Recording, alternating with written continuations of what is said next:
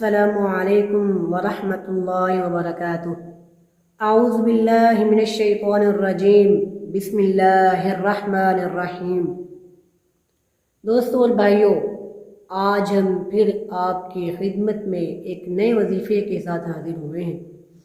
دوستو اور بھائیوں، آج ہم ایک ایسا وظیفہ لے کر آپ کی خدمت میں حاضر ہوئے ہیں دوستو اور بھائیوں، جس کی وجہ سے اللہ تعالی نے اپنے پیارے نبی جناب زکریا علیہ السلام کو اولاد نصیب فرمائی۔ دوستو اور بھائیوں، ایک ایسی عمر میں اللہ تعالی نے ان کو اولاد نصیب فرمائی کہ جب وہ بوڑھے ہو چکے تھے اور ان کی بیوی بانجھ تھی۔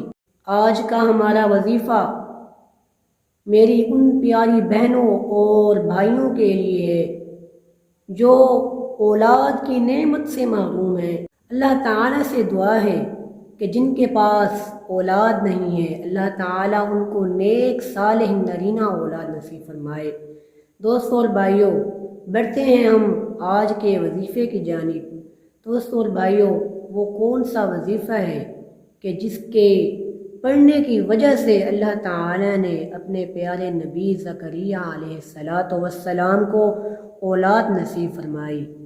دوستو اور بھائیوں، وہ وظیفہ یہ تھا، رب لا تذرنی فردا وانت خیر الوارثین، اے میرے رب مجھے تنہا نہ چھوڑ، مجھے بہترین وارث عطا فرما۔ دوستو اور بھائیوں، یہ وظیفہ آپ جب بھی پڑھیں، اول و آخر درود پڑھیں اور امید کے ساتھ پڑھیں۔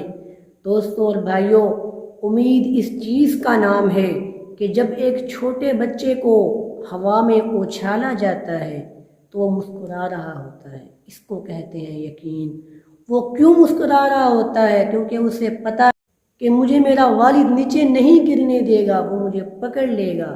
دوستو اور بھائیوں، اگر آپ اس یقین کے ساتھ اس وظیفے کو پڑھیں گے، اللہ تعالیٰ انشاءاللہ آپ کو ضرور اولاد سے نوازیں گے۔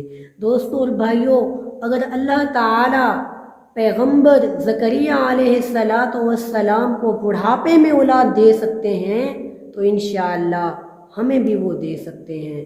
اللہ تعالیٰ سے دعا ہے کہ اللہ تعالیٰ ہمیں یہ وظیفہ پڑھنے کی توفیق نصیب فرمائے، آمین۔ سبحان ربک رب العزت عما یصفون وسلام علی المرسلین والحمد للہ رب العالمین۔